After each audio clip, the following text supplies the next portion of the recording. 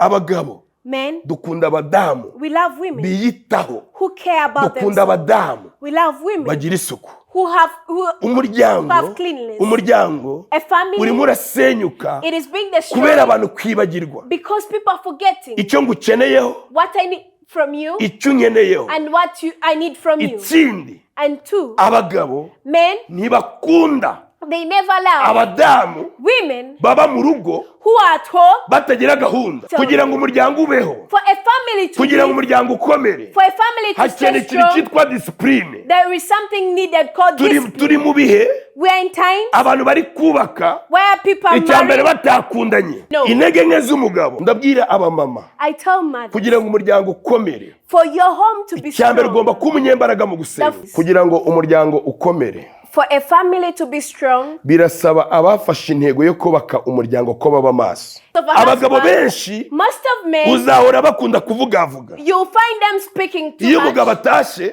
When the man goes back hari home, ingeso tugira twebwe abagabo, the habits we have, we as men, abadamu batajya bakunda. and then women don't like Umugabo it. yatashe, When a husband comes home, amenagura ibintu byose mu nzu abonye mu nzira. he comes while kicking each and everything he Ikosa finds ryose away. rigaragaye, The mistakes that are seen, umugabo aravuga. the man speaks out. Kubera iki? Why? Uyu mugabo agira intege nke. Because this guy has Nubwo weakness. abagabo The men, tugaragara nk'umutwe ku rugo, though we look as the head of the family, ikindi gice the other half, tugaragara nk'abanyantege nke. Ndashaka mbwire abamama badukurikiye, ndashaka mvuge ibintu bitatu I want to say three things. abagore badakunda.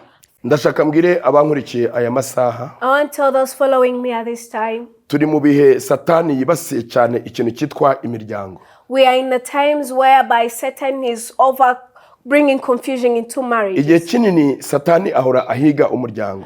A very long time, Satan looks for families. Kugira ngo umuryango ukomere, For a family to be strong, birasaba abafashe intego yo kubaka umuryango ko baba maso. it needs those who took that decision to get married to be awake. Umugabo akwiye kuba maso, A husband should be awake. n'umudamu akaba maso. Even the wife should be awake. Iyo dusomye igitabo cy'Itangiriro ibice bibiri When we read in Genesis chapter n'umurongo 2, wa 18, verse 18, Imana iravuga iti, God says, si byiza ko uyu muntu, it is not good haravuga that ngo this kandi person, Uwiteka Imana iravuga iti, it says, God says, si byiza ko uyu muntu it is not good that this person aba wenyine. lives alone. Uzi impamvu? Do you know why? Uyu muntu Imana yaramuremye.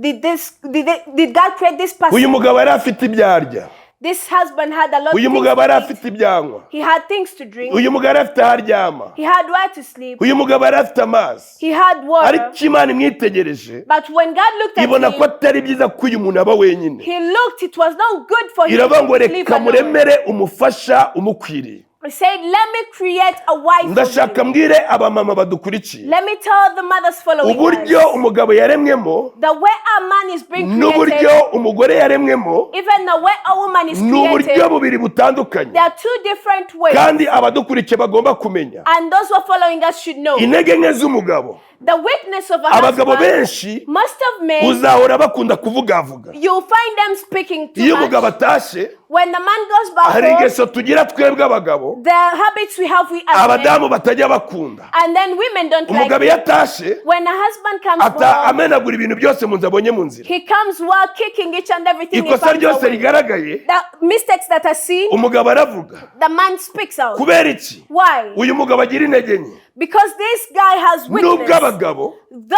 men, tugaragara nk'umutwe ku rugo, though we look as the head of the family, ikindi gice the other half, tugaragara nk'abanyantege nke. we are like, we have weaknesses. Uburyo turemwemo, The way we are created, turemwe mu gitaka. we are created through mud. Igitaka cyose Every kind of mud kidafite amazi that does not have water, kirasaduka. it separates. Uzanyure mu muhanda, Pass through the road, hari ahantu uzagenda ureba, you find imvura where iraguye mu muhanda, rain has rained, amazi arakamye, the water's dried, uzasanga igitaka gisaduka. you find there are cracks. Niyo mpamvu abagabo That's why men, barasaduka. they also crack. Ndabwira abamama, I tell mothers, kugira ngo umuryango ukomere, for your home to be icyambere ugomba strong, kuba umunyembaraga mu the gusenga. first thing you should be Icya a kabiri prayer ugomba woman. guhora uhereza intego icyatuma ujya kubaka. The other thing you should always look onto the goal as why you Nutazirikana want to ibyo do bintu marriage. uvuze, If you don't consider those things urugo I'm saying, ruzakunanira. your marriage will be Kuko difficult for you. abagabo Because men, turavuga, we speak. iyo icyondo When the mud kibuza amazi lacks water, kirasaduka it cracks. ariko icyondo But when the mud kibonye amazi has got water, kirakomera. it gets stronger. Bishatse kuvuga iki? What does it mean? Igihe umugabo avuze nabi, Every time the husband speaks umugore agomba bad, kuvuga neza, the woman should speak hagomba good. kuboneka uceceka. There should be someone Niyo who is mpamvu humble. Imana imaze kurema umugabo, That's why after God creating a man, imwitegereje when he looked at him, ibona ntabwo ahagarara. he said he doesn't Biravuga stand ngo there. imuhumekeramo umwuka He w'ubuzima. said he breathed through the life. Uyu mwuka w'ubuzima So this life, ni umudamu. it is a wife. Urugo rufite umudamu A home that has a wife, ufite ubuzima. it has life. Uru rugo This niyo home, rwabamo intonganya, even if it has zigero conflicts, zigashira. they reach a time they Kuko end. umugore Because a ni woman, amazi. it is water. Amazi And water, ni ubuzima. it's life. Ubuzima ahantu buri, And where life intonganya is, zirashira. conflicts end. Abagabo rero So men, turemanywe intege nke we are created with weaknesses zo gusakuza. of shouting. Ndashaka mvuge ibintu bitatu I want to say three things. abagore badakunda. Three things women don't like. Abagore ikintu cya mbere bakunda, One thing that women love, abagore bakunda umugabo they love a man utaha agakuza usabana. who goes back home and then they create conversations. Abadamu ntibakunda umugabo utahatongana. They don't love men who go back home, then they are quarreling. Kuba umugabo rero So to be a no man kubaka urugo and then to also have a bihabanye marriage, n'amafaranga.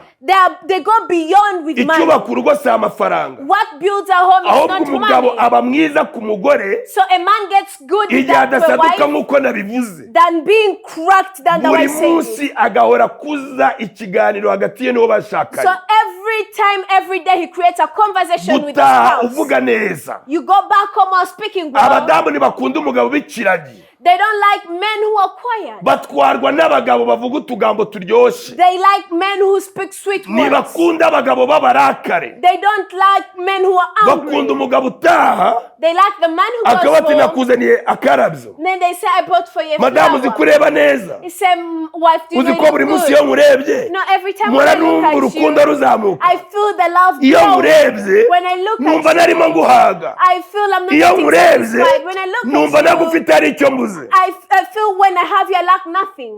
Icyo ni cyo abadamu bakunda. That's what women love. Buri mugabo wese unkurikiye, So every man following ndashaka me, unyumve. I want you to hear. Mwene data, So brethren, biradusaba ko nidutaha twebwe abagabo it needs us men, when you go tugomba back home, kumenya ko urugo we need to know that marriage, rudakomezwa n'amafaranga menshi, it is not farmed ahubwo with lots of rukomezwa money, but instead it's made no farmed guhora ukuza ikiganiro. with always creating the conversation with your spouse, Kumenya kuganira neza knowing how to converse with her n'uwo well, mwashakanye with your spouse. bituma urugo rubaho, It makes the bituma home urugo live. rutindaho. It makes the home stay for Icya long. kabiri, The second thing, abadamu women, ntibakunda they never love abagabo men babavuga nabi who speak ill about hagati them y'abandi bantu. amidst their friends. Umudamu bakeneye ko nagera hagati y'abandi bantu. A woman needs, when she reaches Uvuga ati, amidst "Umugore others men," mwiza. you say, she's a Mwisi very good sindabona woman. umugore umeze In this nkawe. world, I've never seen a woman like Uri you. igitangaza. You are a miracle. Umugore iyo umubwiye ayo magambo, When you tell a woman mu such bandi words bantu, in other people, umutima w'igihe cyose her heart all wa the mugabo time, uhora ukuriho,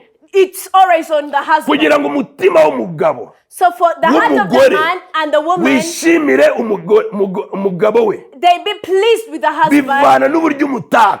It depends with the way Niyo yakora nabi, even if she ntabwo speaks umugore bad, anezezwa she's not no pleased guhora umwibutsa with the way you remind her uwo yari ari kera who she was in her past mutari abana. before you got Iyo married. umwibutsa When you remind uwo yari her ari who she was mutari abana, before you got hari ibintu married, byangirika muri we. there are things that get Mu rukundo rwawe spoiled in nawe her, in your love and hari her. ibintu byangirika. There are things that get Icya spoiled. gatatu, So that abagore women, bakenera ikintu cyitwa impano.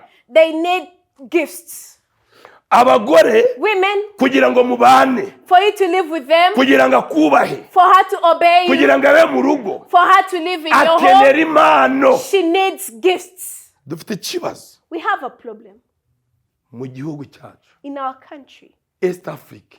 East Africa. Abagabo baho benshi All men there, ntibazi kwambika abagore babo. they don't know how to dress up their women. Umugore A woman, aranezerwa she's pleased iyo umufashe ukuboko when you get her hand ukamujyana mu iduka and then you take her to a ririmo shop ikintu wabonye that has something that ukavuga you saw surprise and then you say surprise. hitamo kano kantu Choose niyo anything you want. amafaranga yaba yakoramo Even if she wants just anezerwa money, kukoramo she's pleased when you touch the ukagura money and then you iyo buy. ugura When you buy ukamuhereza and then you give bimukorera her, ku mutima it touches her heart akumva ko wari umuzirikana and then she feels that you always hari mind about satani her. twirukana There is a devil that mu ngo rejects zacu always budahari. in our marriages. igikenewe What is needed, ni ubumenyi it is knowledge. guhora umugore buri munsi aremwe mu kintu cyitwa impano To always give your wife the gifts. umugore aremwe mu kintu cyitwa shopping The woman is created in something called shopping. umugore buri munsi So a woman niyo yaba every day, adafite amafaranga even if she has no ajya mu money, iduka gushopinga she goes in the akumva shop. kariya yakagura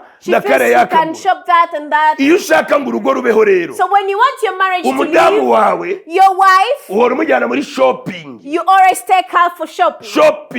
Shopping. si ngombwa ibintu binini It's not a big thing. mufata ukuboko Just hold her mujyane mu hand, iduka take her to a shop, ugure bombo then buy a sweet. uyimuhereze Give it to her. ugure ka shokora Buy a chocolate. umuhereze Give it to ni her. utuntu tugaragara nk'aho ari duto There are things that are seen ariko as if they're kuko baremwe small, muri shopping but since they're created in shopping, karamunezeza it pleases her. umujyane mu iduka Take her to a shop. gatigura agakweto Say buy a shoe. ejo bundi uzongere ukwezi gushire Then later wongere month end, umujyane take her again. akira agasaha Take a watch. umugore uri mu buzima The woman who is in that kind of life, ntabwo ashobora gusenya urugo she cannot destroy kugira her ngo urugo home. rubeho rero So for a home to birasaba live, umugabo kugira ubwenge it needs our husband to have birasaba umugabo knowledge. kugira ubuhanga It needs a husband to be bwo wise, kumenya to know umugore the uburyo woman aremetsemo and what she's iyo created. wamaze kumenya When you know uburyo the aremetsemo way women are created, ukiza byinshi you protect many things. kambaho ubuhamya Let me give you a testimony. ngewe ubabwira ibi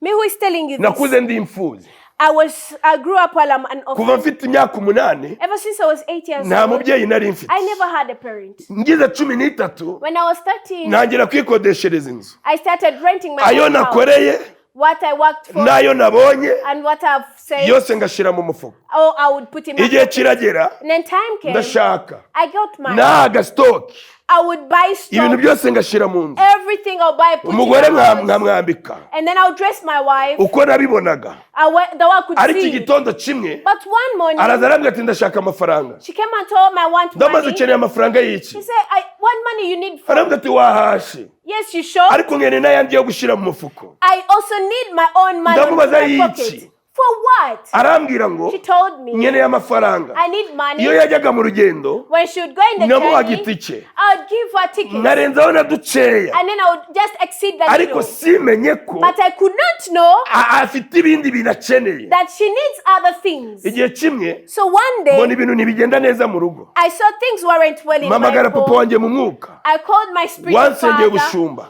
who prayed for me ndavuga to ati mu become rugo a pastor. ndahaha I said, at home I put ibintu food byose biba store. birimo Everything is umuriro uba uhari there. The power is there. amakara aba ahari The chakra is ariko there. sinzi impamvu But I don't know why. mbona ibintu bitagenda neza I don't see things that arambwira ati mwana wanjye say my son, kugira ngo ibintu bigende neza for things to go well, yohereza umugore amafaranga give your woman money. ikindi ayo yagusabye And then another thing, ugire whatever n'andi she has, urenzaho go exceed some more money. nujya urenzaho When you ujye exceed, umureba mu maso look into ejo her niwongera eyes, kurenzaho and then wongere tomorrow, umurebe mu maso you exceed the money. uko yabimbwiye The way he told niko it, nagiye mbona ibintu bigenda bihinduka it is the way I continue to ariko speak nari strangely. naciye mu bihe bingoye But I had passed through nari difficult naciye mu bihe times. binaniza I had passed through hardships kuko nakuze ndi njyenyine because I grew up when I ibyanjye was nkabibamo alone. njyenyine And my things I was ngiye always no alone. gushaka Even when I went to nkomeza no marry, kumva ko ndi njyenyine I continued to feel I was nibagirwa ko alone. twabaye babiri I forgot that we are now two. birashoboka ko ndabwira n'abamama I also tell mothers, hari igihe umugabo ashobora kugira imico mibi there are times a man may have bad ariko behaviors, atari mubi but yet he's not bad. bivana n'uburyo yarezwemo Just according to the way he has bivana been n'uburyo nurtured, yakuzemo according to the way he grew ni up. byiza ko abamama It is good that the bamenye ko mothers, abagabo they get to know that bakunda men, icubahiro they love respect. nta mugabo unezezwa There is no man who is pleased no kubona umugore we with seeing his wife amutukira mu bantu abusing him amid his nta people. mugabo unezezwa No man is no pleased kubona umugore we with seeing his spouse yafashe ibanga ry'urugo getting a secret of the yarijyanye home hanze while taking it mu out bintu to birimo other people. bisenya ingo The things that are destroying ni homes, ukutamenya it is not knowing. njyewe mugore Me as a woman, shinzwe iki ku mugabo what is my responsibility Uyu to my mugabo husband? Me as a husband, ashinzwe iki kuri what njyewe is his responsibility to ndasenga me? imana I pray to God. idushoboze May God be able to enable us. kurongorwa ni kimwe Marriage is one, ariko ni byiza cyane but it's more kwita good ku nshingano to mind so much your zitumye ujya kubana n'uriya responsibility muntu that makes you to go and buri live with muntu that wese ubana person. n'undi Everyone who lives aba with afite icyo another, amushakamo they have something they umugabo need afite from icyo them. ashaka mu mugore A man has something he needs n'umugore from afite icyo ashaka mu a mugabo woman has something he needs ingo from a zigira man. ibibazo ryari So zigira ibibazo ryari when the challenges come, iyo umwe yirengagije when one ignores icyo yaje gukora the responsibility they mu came buzima bwa mugenzi to we do in another ndashaka one's mbwira life. umugabo umurikiye I want to tell a man ndashaka mbwira following umudamu me. umurikiye I want to tell a woman buri muntu following wese me. washatse Whoever that you hari get impamvu married yatumye to, ijya gushaka there is a reason iyo that's why you went mpamvu for buri munsi marriage. uko ubyutse So that reason igomba every kuba morning you wake ikintu up, cya mbere mu buzima it should be the first thing in your life. kuko imana ivuga ngo Because God says, si byiza ko uyu muntu aba wenyine it is not good that this person lives uyu muntu alone. hari ikintu yari abuze This person lacked something. yagombaga guhabwa n'uyu mugore So he had to be given this n'uyu mugore wife, hari icyo yabuze and this wife had something he agomba lacked, guhabwa n'umugabo and then he should be given by buri the muntu wese husband. rero So everyone ushaka ko umuryango utera imbere who needs his home to yirinde prosper, kwirengagiza let him protect him from inshingano ze. ignoring his responsibility. navuze ngo abagabo I said men, ntibakunda umugore they don't love women ubatukira mu bantu who abuse them amid these people. urugero For example, umugabo ntabwo akijijwe maybe a man is not agiye saved. muri kabari atinzeyo He has gone to a mu rugo man yaguhahiye he shopped for mu you. rugo yishyuye inzu He paid the rent. abana bari kwiga The children are wenda studying. yinywera inzoga Yes, he drinks we beer. urakijijwe For you, you are saved. we ntabwo arakizwa For him, he's not yet saved. ikizatuma akizwa What to make him ni saved? agaciro uzamuha It is the value you give. ni imbuto uzamwerera It's the fruits that you umugabo bear yaba for ari him. muri kabari If the man is at the bar, yajya kubona when he sees akabona him, umugore amuhagaze hejuru then he sees the husband. ndavuze ngo sohoka So get out. ndavuze nyura hano Pass here. ibi bintu These things, ntabwo abagabo babikunda men don't like it. abagabo ntibakunda abantu babatota Men don't love women who disrespect. abagabo bakunda icyubahiro Men love respect. abagabo bakunda abantu babaramya Men love people worship them. 90% 90%. hari igihe abagabo benshi Most of men, baba batisobanukiwe they don't understand them. urugero ndaguha For example, iyo uri umugore mwiza when you're a good wife, muremure tall, igishongore you are there, representable, umugabo akaba ari mugufiya and the woman is short. igihe cyose ahora atifitiye icyizere All the time he doesn't have the cy'uko confidence muzabana mugasazana because for you to live and wewe you wa get mugore old we together. rero So you the woman, urasabwa kugira ubwenge you have to have the wa mugabo knowledge. usanze muri kabari The husband you found in the n'ubundi bar, asanzwe nta cyizere yigirira then you found him, he has no umusenyeye mu confidence. bantu You have destroyed him Cya among these cyizere people. adafite, So that confidence ibikorwa doesn't ukoze, have, the act you have done, biratuma ahinduka it will make him change. rimwe na rimwe ab'intare So sometimes he will turn into a lion, atari imico yo kuba intare yet he's not the mu bintu behavior. byose rero So in everything, kugira ngo urugo rubeho for a home to live, hakenewe ubwenge we need wisdom. hakenewe ubuhanga There is wisdom. munyumve neza Listen, abagabo men, ntidukunda we don't love abagore bagira umwanda women who are dirty.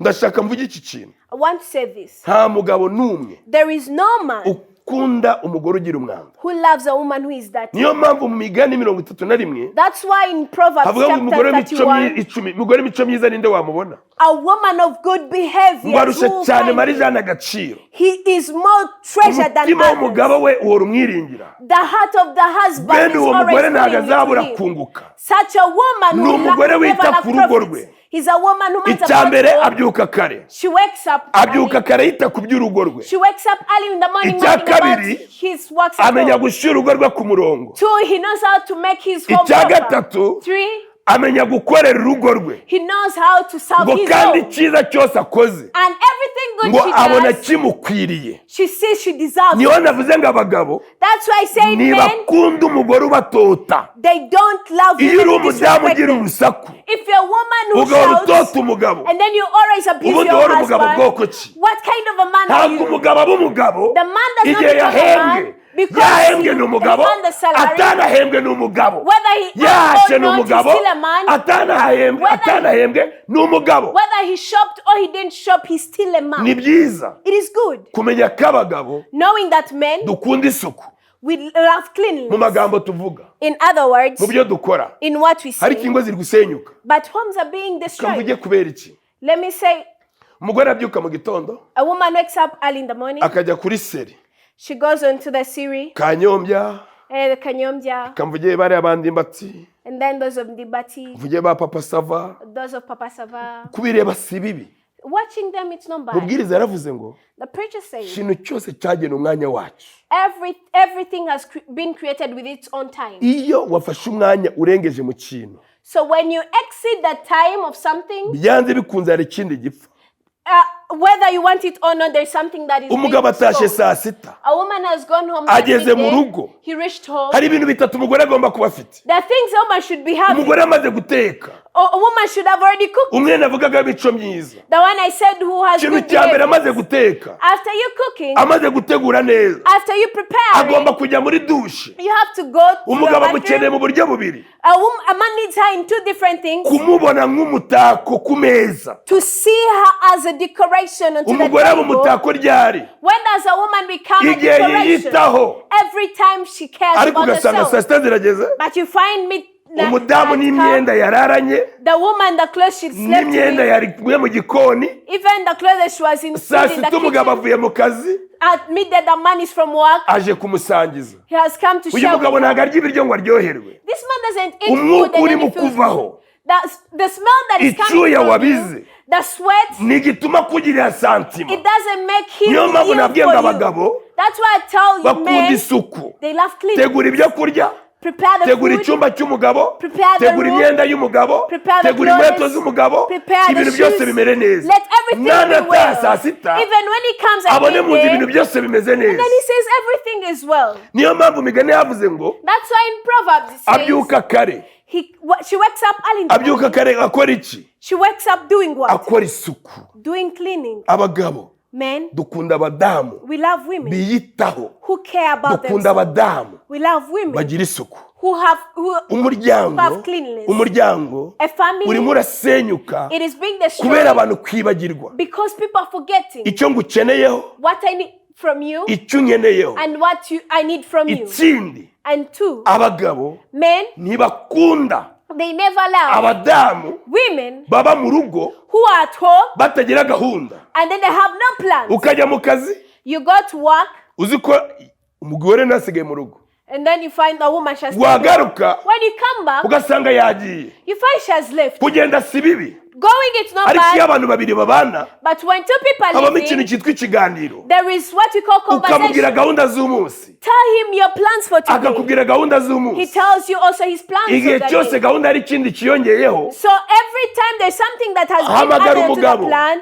Hello. call your husband. nari mvuye Hello. kwa mama, I was from nari mvuye mommy. no kwa mama, I was from ariko mommy's kwa house. anko But also hari at akandi uncle, kabazo numvise kariyo, there is a challenge that kandi is bibaye also ngombwa there. And it's ko necessary nahongerayo, that I also reach ukamubwira there. ikiyongeye kuri urwo You rugendo. tell him what has Uru been rugo added onto ruzagira your amahoro. plans.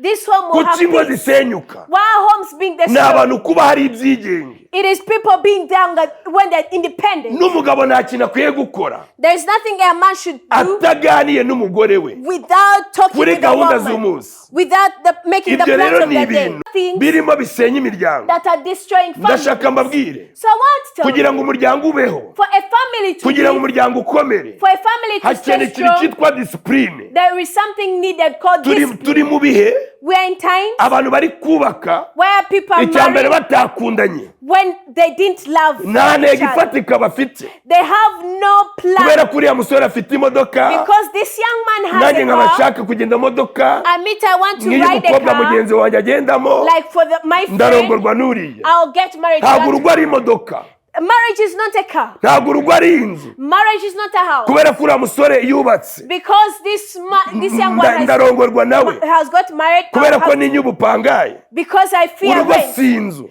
A marriage Ni is not byiza a house. kubigira. It is good to have urugo it. si imodoka, A marriage is not ni a byiza car. kubigira. It is good to have Urugo it. ni amafaranga, A marriage is si not money. amafaranga, Marriage ni is not byiza money. kubigira. It is good to have. Ibyo ni ibikoresho So those are tools bifasha umuryango that helps a family gukomera, to be ariko strong. si urufatiro But it is not the dukwiye gutangiriraho foundation that we should start on kubaka urugo. as we are marrying.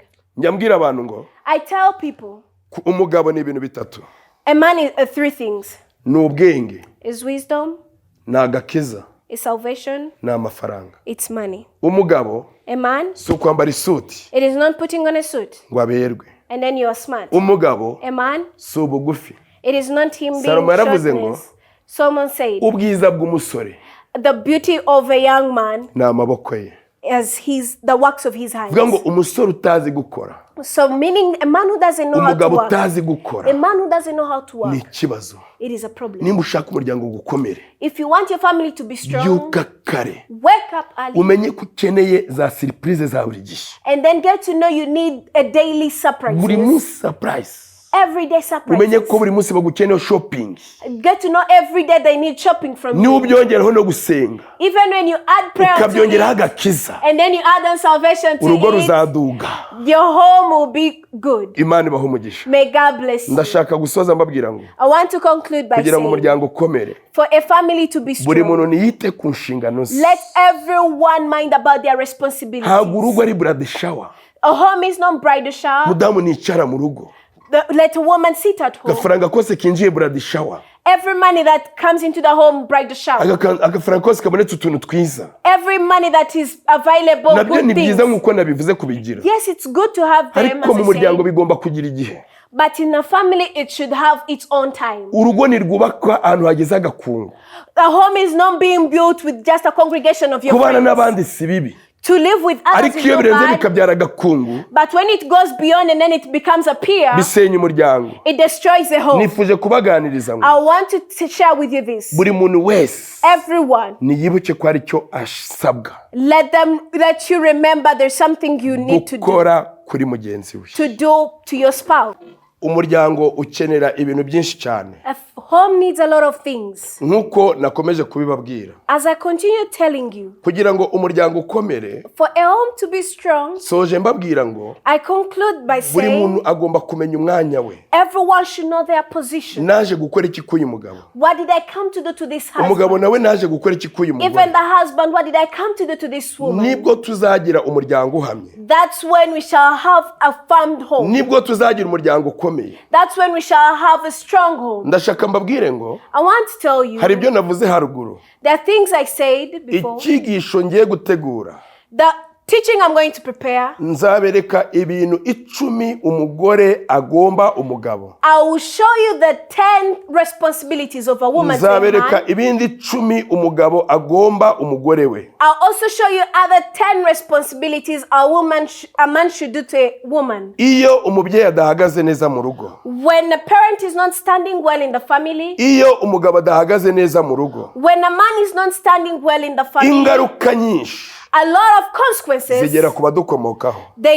they get to those that come Abana from us. ntibiga, The children don't study. abana ntibakurana uburere, The children have bad behaviors. kuko icyo umuntu afite nicyo atanga. Because what a person has, it's what they give. Ndashaka mbwire imiryango, So I want to tell families, dufite byinshi ducamo mu miryango we have a lot of things we pass through in families tudahurizaho n'abo tubana, that we don't connect with those that we live ariko niba with. twaragiye kubaka dufite intego. But since we went for marriage when we have a goal, Ndabwira umugabo mugenzi wanjye, I tell a man like me, ndabwira n'umudamu, I also tell a woman, twige guca bugufi. let us learn how to be humble. Urugo rwubakwa no kwihangana, Our home is built with patience. kuko umugore mubana Because a woman you live afite with, uburere bw'aho yakuriye, she has her behaviors where nawe she's been ufite nurtured uburere from. bw'aho You wakuriye. two have your behaviors Kugira ngo where you grew up duhurize hamwe rero, from. So for us to connect, birasaba gutegana amatwi, it needs us to listen from each birasaba other. kumenyana. It needs us to know each Umugabo other. wanjye akunda iki? What does my Umugore husband wanjye love? akunda iki? What does my woman love? Iyo umwe amenya icyo undi akunda, When each of you know what